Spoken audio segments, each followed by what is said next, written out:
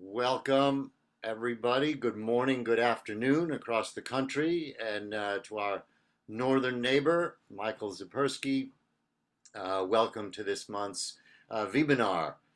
Uh, Delighted to have you. Today's topic is fee-based models, the best fee-based models for fractional and interim sales leaders. My colleague, the co-founder, managing partner of Vendux, Henning Schwimann, is usually on these webinars. As you probably know, he had to make a quick and sudden trip to Germany, where he is now for a family matter. He sends his regards and he apologizes that he can't be here. So just a quick housekeeping item. Everybody's muted. And as we start to get into the Q&A session, and please feel free to send in questions, but questions should come in through the chat function here on Zoom, and I will moderate those questions. Now, just to jump into the nuts and bolts of the webinar, I'm going to introduce Michael Zipersky. Thanks very much for being here, Michael. Michael is one of the co-founders of his company, Consulting Success, with he and his cousin Sam. They're known as the Zipersky cousins to their clients and friends. The Ziperskys started Consulting Success more than 20 years ago to help consultants and strategy coaches to increase their impact and earn more money. Today, his cousin, the company, is an international leader in coaching and training for entrepreneurial consultants. Michael has advised business leaders and consulting firms throughout the world in more than 75 industries, working with service providers to billion-dollar multinationals, including Panasonic, Dow Jones, Sumitomo, Financial Times, Royal Bank of Canada, and many others. Michael's work has appeared in publications such as Forbes, Entrepreneur, Huffington Post, Financial Times, and Fox Business. He's also the author of several best-selling books on the topics of consulting and business growth, including The Elite Consulting Mind, Act Now, and Consulting Success. Michael's been featured as a consulting expert on podcasts such as Conscious Millionaire, Unstoppable CEO, Daily Grind, Duct Tape Marketing, and The How of Business. So let's just jump right in, Michael. Over 20 years, you and your team have built quite an array of courses and coaching expertise for your clients. Could you, in your own words, please introduce your programs and your core framework to help consultants and fractional leaders to become the most effective business people that they can be? Yeah. Well, first of all, thanks for having me, Andrew and Henning, for checking the recording. It's a pleasure to be with you all. It's not often that I get to have a conversation with a small group like this. So this is actually a nice treat, and I think you've probably heard enough about me from Andrew, and I'd love to really move as quickly as we can to open this up for questions to make it as valuable and relevant for all of you, because it's a small group. So I think we'll have plenty of time to take questions and speak to whatever is most top of mind for you all and just how I can add value for you. But to add a little bit of backstory and answer your question, Andrew, about 23 years ago, we started our first consulting business.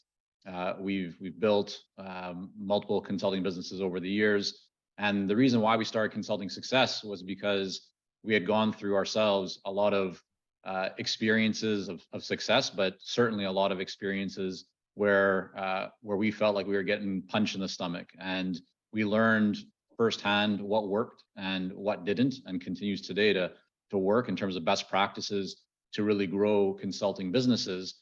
And so about 13 years ago, we decided to share our experiences with the world, and we did that through Consulting Success, where it started off just as a blog, really resources, articles for consultants from from us in terms of what we had gone through. And that turned into people saying, hey, this is really great free information that you're putting out. Do you have a course that we could maybe dive deeper into this where we can have a lot more kind of step-by-step guidance? And that's led to what we now call Momentum, which is an online training program for early stage consultants. We have many people who are transitioning from executive or corporate world or working even in nonprofits, but typically as senior leaders who are very good at what they do, but they have no idea how to actually run a successful consulting business. And that led to people saying, I've taken your course, I'm seeing great results, I've grown my income, I feel much more confident about running a consulting business and what it takes, but I really feel like I need a specific, detailed plan for my situation. I need something that's customized. Do you have a coaching program? And at that time we didn't, but several years back, we created what we call the Clarity Coaching Program. And to this day, we have over 800 people that have gone through the Clarity Coaching Program, where they've come in, we work them very closely, we customize a plan, and then we guide them step by step through that plan for their specific goals and situation. And that's led to hundreds of people adding 6 and 7 figures in additional revenue to their consulting businesses. So that's really what we do. I have an amazing team. We're about 16 people right now. We work with clients all around the world in all different industries. You name an industry, we've probably worked in it, maybe multiple times in some cases. And so we help our clients from everything, and this is kind of to your question around the framework, but on how do you, first of all, decide who to focus on in terms of who is an ideal client. And then we help them to develop their messaging so they can create a message that gets the attention and interest of their ideal clients.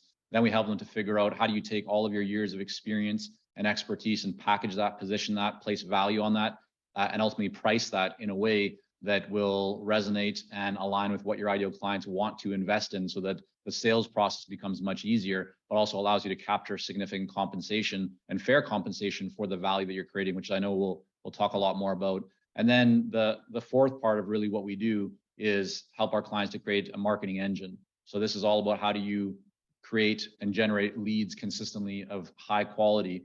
And even if you have absolutely no experience in marketing or sales, and in some cases, many people have experience, but they're just not comfortable marketing and promoting themselves. They don't know what the best approach is to do that, especially these days, given that there's so many different options in technology and social media. It can become very overwhelming very quickly. And so what we do is we boil this down into a very specific system that we call the marketing engine. And it's 100% specifically for consultants or those that have expertise and want to monetize that expertise, because the way that you market to an executive is very different than the way that you, for example, sell a computer, or the way that you sell, a cell phone or a pen online, right? So it's not e-commerce. It's not just the typical social media that you hear about. So we help our clients to really dial all that in. Oh, that's cool. So let's dive for a second into the nuts and bolts of pricing. There's a range of pricing models for consultants and fractional executives: time and materials, project-based, fixed retainers, a combination of fixed and variable, including equity. So how do you actually approach this question? How can I optimize the pricing of my time, service, experience, the impact I have made and can make beyond the basic measures of supply and demand? So, for example, if we're completely booked out, it's easier to increase pricing and to be less sensitive to pricing. If I have, on the other hand, I have plenty of bandwidth, so I'm going to be more flexible on pricing. So is there a science or best practice here, Michael? Yeah, Andrew, would it be okay if I just ask for some participation among everyone that's on the call right now? Absolutely. So I'd love if you guys could go ahead and type in the chat box. What model do you typically use for your pricing and projects? I think there's two things here. First off, I'll just jump in as I was listening to Andrew. I'm not a fraction. Okay, fractional tends to be more like a CFO and others, but I'm business development, I'm sales and marketing, and so I don't do fractional work. I'll do work based on a project specific, and so I look at it on an interim basis. So right. So that's so, how so David and others, could you all type in the chat box? Just let me know what pricing model you tend to focus on and use today, just so we get a little poll going on? Is there a standard approach that you typically use? All right, so Jeff's saying I'm a CRO currently and don't do fractional or consulting work, considering this is the next career step. Okay, got you. How about the rest of you? What approach do you use to pricing currently? I'll save the typing. I'm also new to the fractional side of it, so it's something I'm looking at. So been talking a bit with several of the folks within this ecosystem on pricing models. So I'm probably not the best one to give value to that. Yeah. All right. So it seems like there's a bit of a theme going on that many of you are maybe a little bit earlier stage in figuring out how to approach pricing, or you're still working in a corporate role, looking to make the transition into more fractional or consulting type of work.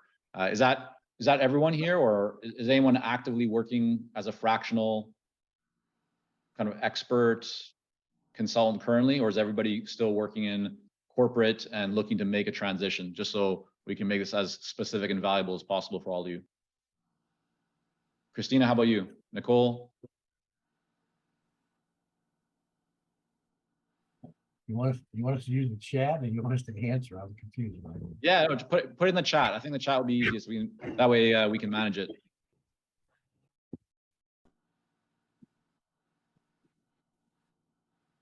Michael, most of the executives that we work with, we've got about 450 or so senior sales leaders in our roster at this moment.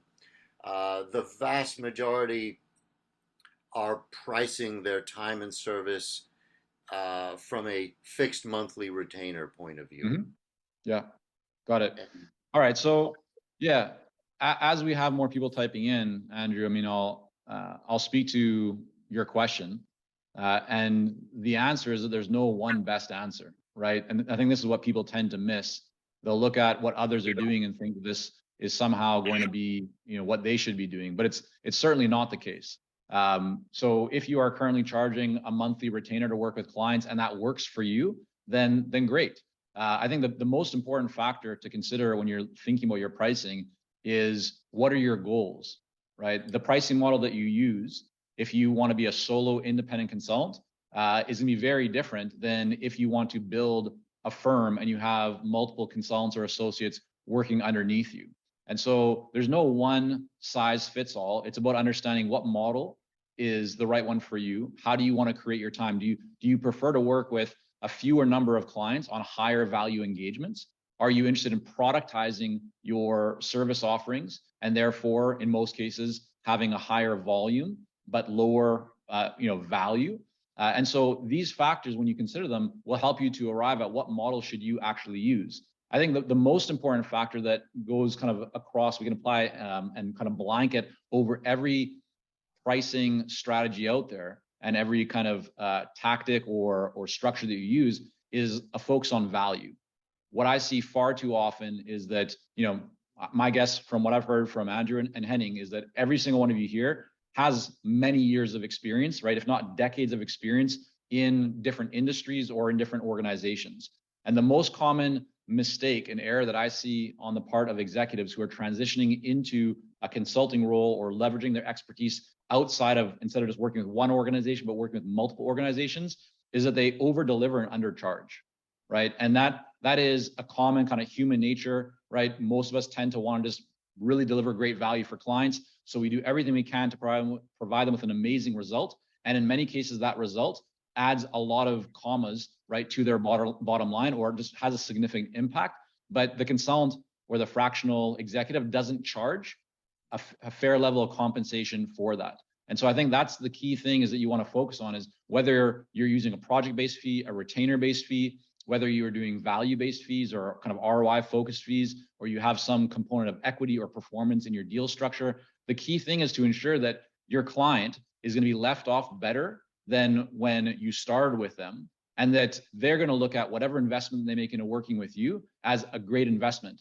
And even if their hand is shaking when they're writing that check, even if it's more money than they ever paid anyone before, they should still be happy that they invested that money into work with you, because again, they're better off than they were when they first started.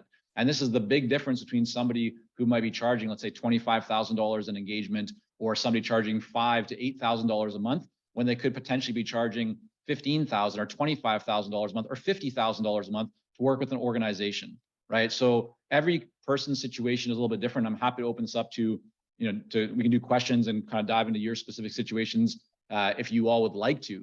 But I can tell you that there's a vast range of what people charge, but it all comes down to the value impact that you're having and who your client is. If you're working with a much smaller organization, you're not going to be charging $50,000 a month. If you're working with a larger organization, $50,000 a month is a drop in the bucket, right? They don't even notice that in some cases because they're literally investing. If they hire, an Accenture or a McKinsey or a BCG, they're spending maybe $1 million a month, if not more, right? So it's all kind of perspective, and it's about your specific situation.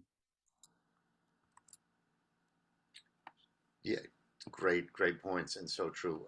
Does anybody want to share their specific situation and get some insight from Michael here, real time? Because I mean, you're touching on these points, and I'm going to ask you, Michael. Do you have any specific cases? You've worked with so many clients. Do you have one or two particular examples where you've worked with um, very experienced executives, and you've helped them raise their game even more? Yeah, I mean, Andrew, that's pretty much what we do every single day. We literally have hundreds of people that we've worked with who have that exact background. In many cases, they are senior level executives. They're in the C-suite. They're either working for a very large organization. In some cases, it might be a nonprofit, but they're very good at what they do, and they have many years of experience doing it. Mm-hmm. But the big thing is, again, when you start consulting, you are the product, right? You're used to putting the focus on the organization that you've worked in, as an executive. It's a whole different ballgame when now your knowledge, your expertise, and the whole spotlight has to be on you. So, I can give you an example of one person who transitioned from being in a senior executive role into consulting, and they were thinking that it would take them 2 years to get back to their solid six-figure income, and they were able to do it in 6 months. Just by being very, very focused on who their ideal clients were, understanding what to charge, how to structure things, and then just going to market and really focusing on having conversations. I can give you another example of a consultant who was working with a client, delivered a first great project.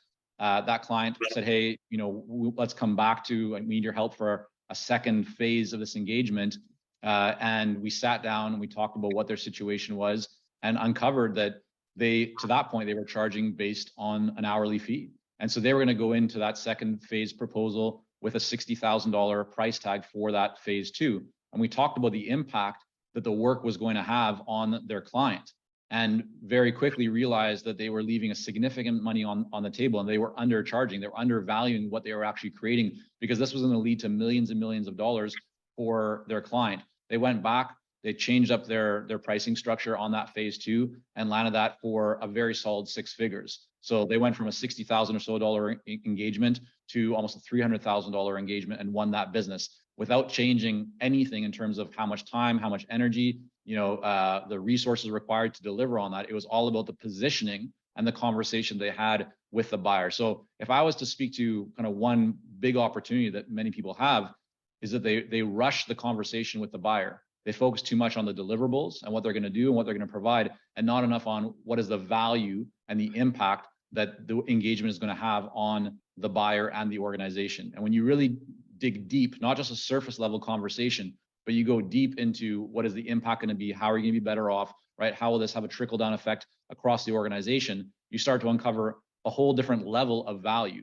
And that's the level of value that you then want to confirm that the buyer also sees, and that you both have agreement around. And once you have that, then it becomes very easy to charge significantly more, because both you and the buyer are aligned on what the value is. And so your fee seems quite insignificant in terms of the value that is going to be created for that buyer. That's such a nugget of wisdom across the board. Kind of this whole concept of value-based pricing, to get the client to see that in the end, what they're spending is the equivalent of the price of a postage stamp relative to the value that they're getting. Right. Yes. Can I Here's jump in? the question here from Jeff Toms. your commentary about goal-driven pricing. So you mentioned discerning whether the goal may be a solopreneur firm or one with consultants working for him, for us. With that question as a backdrop, what are some examples of how you would change the fee structure for one versus the other model? Right. Jeff, can you just unmute, maybe elaborate a little bit more on your question? I'd love to get a bit more kind of background and color on that. Yeah, your commentary was interesting because, in other words, if you're thinking about the goal for the organization a little bit longer term, you mentioned that if the goal really is just to have a lucrative income for you as an individual versus one where you build a team and you've got people out working for you, that you would structure the pricing differently. My presumption in that is that maybe what you're talking or sort of intimating is that you might need to run a little bit more lean on margin early on to build credibility in the market, establish brand notoriety, that kind of thing, so that you can ultimately attract other consultants and grow the business, versus maybe trying to pursue high margin, fewer opportunities like we talked about a minute ago with the the difference between high margin, low margin, and volume. But I was just curious sort of what your thinking was on that. Yeah, I mean, so what's your situation right now, Jeff? Are you actively working as a fractional? I'm a chief revenue officer for about a $45 million company. I personally run sales and client retention, marketing and sales operations and all of that. So, as I think about it, it's private equity backed. So looking for an exit probably in the next 12 months. And, do I sign up and go do another one of these, or do I maybe get into consulting? So I'm kind of kicking the tires and deciding, what I may want to do, and working for myself seems pretty interesting. Yeah, I mean, so here's the most common path that people typically take when they transition from working in, let's say, a role that you have, or potentially a much larger organization, into being a solo consultant, or into the world of kind of independent entrepreneurial activities. Most people tend to start off being a solo consultant, right? So you have this expertise, you put a plan together to figure out who else might benefit from that expertise and experience that you have, and you go out, and by nature of it just being you're typically going to be doing a lot of things yourself, and so that will lend itself best to high value, low volume. So fewer number of clients, but those clients, each engagement is going to be of significant value, because you don't have the infrastructure, the resources that will allow you to serve a higher volume of clients for lower dollars. It just wouldn't make sense, right? You're going to drive yourself crazy. So what most consultants do is they're going to want to build up to having somewhere between 4 to 6 to 8 clients per year. Any fewer than that is essentially you're a contractor, and one client goes, right, a third or even half of your income disappears. Not a smart place to be in.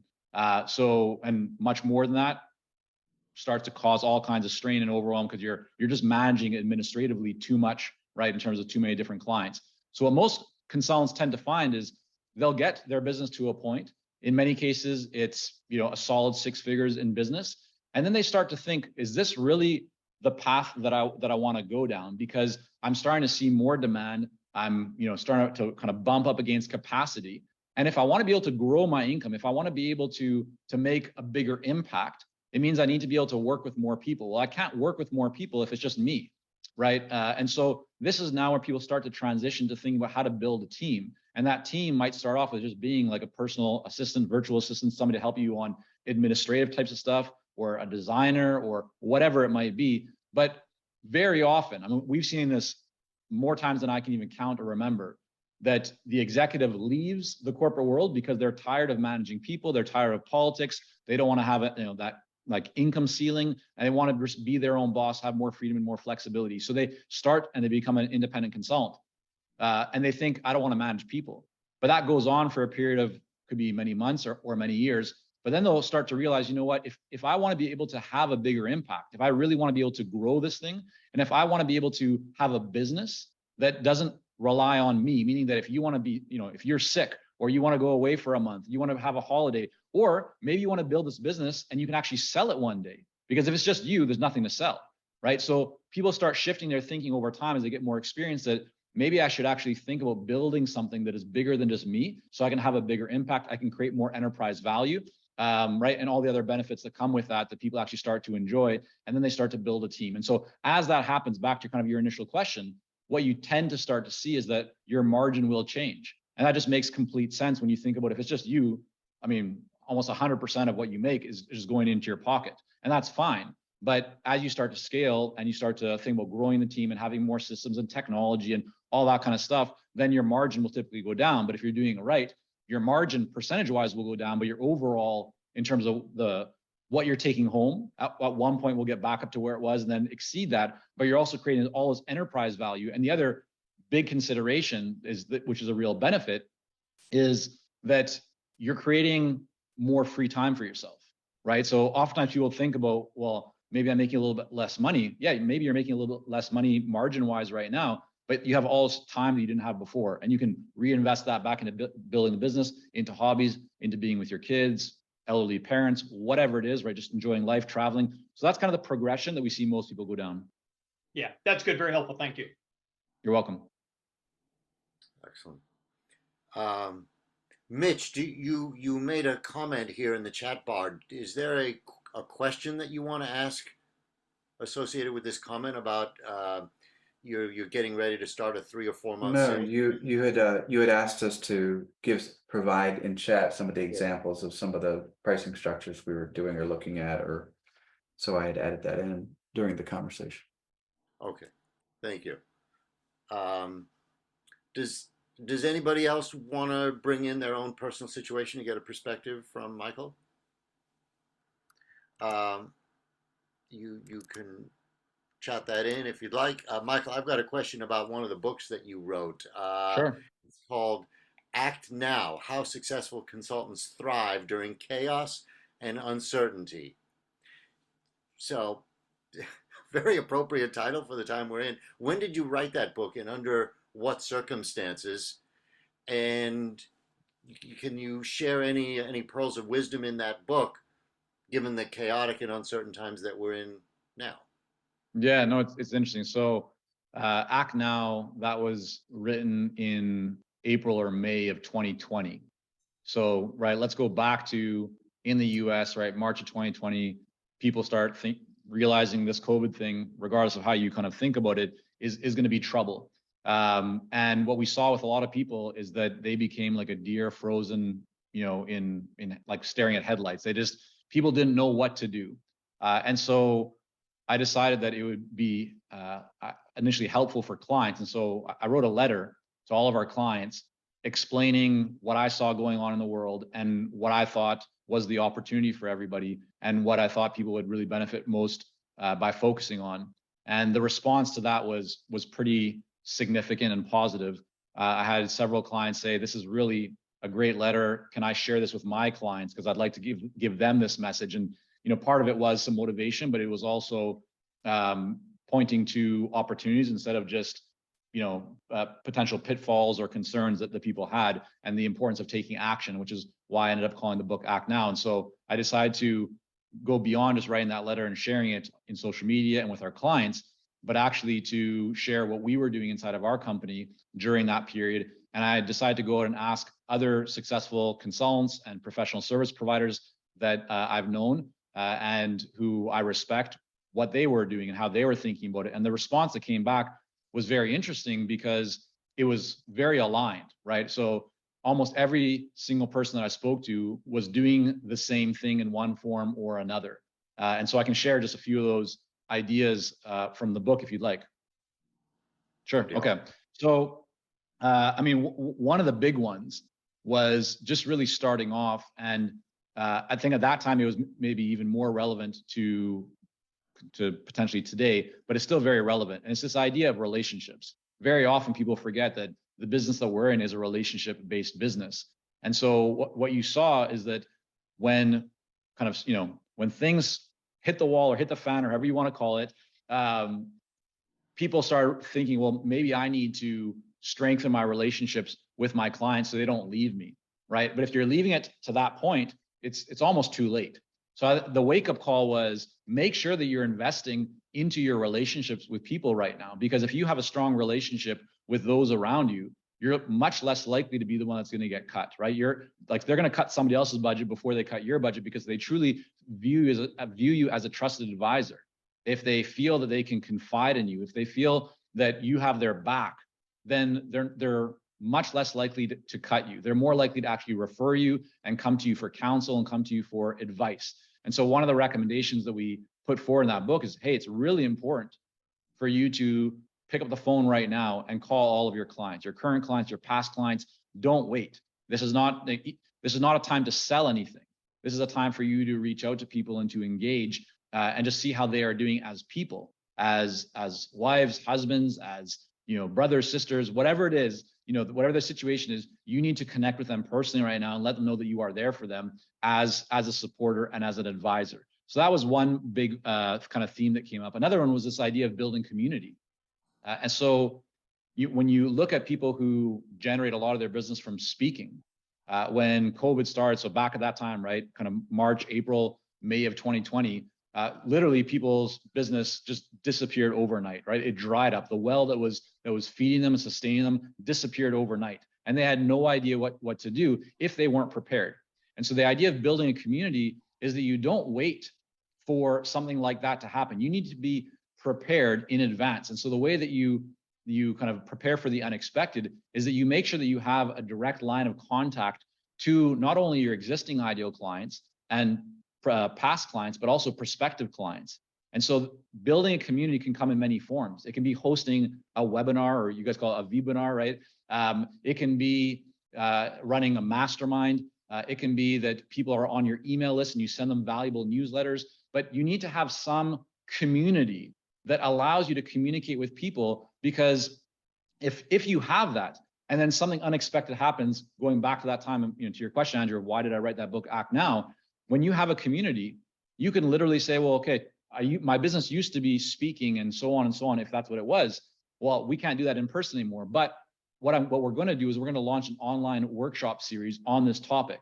Would you be interested in joining us? And that's what we saw across many people who were prepared and who already had a community in place, is that they were able to send out a couple of emails to their network, to their community, and instantly have people sign up and generate revenue and create all kinds of new opportunities from that. So that was one of the big lessons that I shared in the book, is this idea: it's never too late to build community. The sooner that you start creating a community, the more opportunities you're going to find. And a community is not necessarily just for generating revenue in the moment that you need it. It's about creating those relationships so that it may not serve you right now, it may not serve you next week or next month, but over time, over months and years, it's going to be one of the greatest assets that you have. So that was another one that I think really came up, and I still feel that's just as important today as it was back then. Yeah, wonderful insights. Andrew, can I ask a question to Michael on that real quick? Please. Thanks, Michael. So I love what you're saying. What would you say is some of the challenges that you see people trying to break through, like the roadblocks or the mental roadblocks to creating community, to building relationships? Being that you're in the business, I'd love for you to just give us your 2 cents as you've been talking or coaching people, the main things that you see that are getting in people's way of bridging that versus just transactional, billing, invoicing, doing tasks, to true sense of community and relationship. Yeah, I mean, the biggest one is probably perfection, right? People want everything to be just right. They feel they need to have a real source of something incredible in order to put it, to put a spotlight on it. And I think that's you want to go in the exact opposite direction. So the idea of community is you don't need to have a master plan of how you're going to create this fantastic community. Mitch, you could literally like reach out to a group of 10, 15, 20, 50, 100 people that current clients, past clients, vendors, previous employers, whoever it is, right, that you have a relationship with, and say, hey, let's jump on a call next week. If you're available, come. We're going to be talking about this topic, and just choose a topic that is very relevant to them. Maybe it's very timely, new regulations, whatever it is. I don't know your exact area of work, but figure something out that it would be relevant and helpful and valuable for your ideal clients in the market that you're serving. And boom, you've created a community, right? It doesn't need to take you a lot of time to, you don't need to think through it. You don't need to write a book. You don't need to, spend years researching. The idea of creating community is getting people together and you positioning yourself as the source of value, right? A source of truth, because you are facilitating that That's great. kind of activity or that experience. Right away, people are going to be drawn to you and view you as an expert. So the biggest thing that I see holding people back is they try and over plan, over prepare, try and get everything just right, and that holds them back from actually taking the action. That's why the book is called Act Now, because you just need to act now. You need to take a step, and when you take that step, all of a sudden you'll start seeing, hey, maybe I didn't create the actual result or the ultimate result that I desired or that I was hoping for, but I made more progress than just sitting and thinking about it. Thanks, Mike. That's awesome. Yeah, you're very welcome. Hi there, Wendy. So you just jumped on. I like the big tower behind you. Where are you in the world? I'm in South Market, San Francisco. There you go. Andrew, not too far from you. Hey there, Wendy. Hi there. Great to see you. Perhaps a last question from me, and if there's any others, please type them into the chat bar. Otherwise, we will wrap up over the next couple of minutes. Michael, we work with fractional sales leaders, and I'm, in many of the conversations that I have, I'm both with our roster of sales leaders as well as our clients. This notion between jumping in as a sales leader into an organization, becoming the fractional CRO, Chief Commercial Officer, VP of Sales, and kind of doing the work that a client perceives they want done. Mm-hmm. Building a team, restructuring a team, writing playbooks, getting tools and systems and resources into place, the outreach process, etc. That versus coaching, sales coaching, helping, perhaps even coaching the CEO. Mm-hmm. From what you see with your client base, do you see or make any distinction between a fractional sales leader and a coach / consultant? Yes. So the first thing I just mentioned, which might be a little bit on the side, is that very rarely will you find that what the client actually tells you that they want or need is actually what they need, right? And so that's about getting in and really having a deep, meaningful conversation and challenging them, right, for the ultimate purpose of really creating the value that they want. To your question, so I think that the big distinction that I have observed with people who label themselves as fractional executives or fractional sales leader, marketing leader, whatever you want to call it, is they operate more as contractors or more as a contractor mindset than what we would consider to be a consultant. And even a consultant, so we actually have a term that we describe as an entrepreneurial consultant, right? And an entrepreneurial consultant is a consultant that is not just thinking about doing the work and only serving the clients. Those are incredibly important. You can't have a business without those. But the big difference is that when somebody labels themselves as a fractional fill in the blank or just calls themselves a consultant, their focus is just delivering the work and doing a great job. And there's nothing wrong with that. But what we're focused more on is people that actually want to build a business, right? So back to Jeff's kind of earlier question and what we talked about there, it's not just about delivering the work and engaging with clients. That's a key part of it. But to have a really thriving business, a long-term business, a business that is creating value, you can't forget about the business side of your business, which is your marketing, your sales, right? Your intellectual property development, everything else that comes with it. Deliver client relationships, doing great client work are incredibly important, but a business also needs marketing, it needs branding, it needs a sales function. And so even if you're a solo consultant, those are things that you want to be thinking about if you want to be able to create a long-term, thriving, successful consulting business, or really any business for that matter. So that's the big distinction, is I think the mindset that somebody who is more in a fractional space, or they're more like a contractor, they're thinking about working with a few clients at a time, but it's more about just doing the work. And there's less attention paid to the marketing and to the sales and all those other pieces, which if you really want to build a business that is not reliant on just one source or the feast and famine or the roller coaster of one client comes, you have great income, and then all of a sudden disappears, and you're trying to think like, where do I go for the next client? That's what building a business provides you with, is a lot more opportunities and more inbound lead flow. So people are actually coming to you, and you have that client relationship directly with the client. Yep, I have another 100 questions. I wish I had the time. I downloaded one of your books, and I'm going to download a couple of others. I don't see any other questions for the moment. I really value your time. I appreciate your time and your input and your insights. The comment about managing people, I remember managing large teams across continents and different time zones.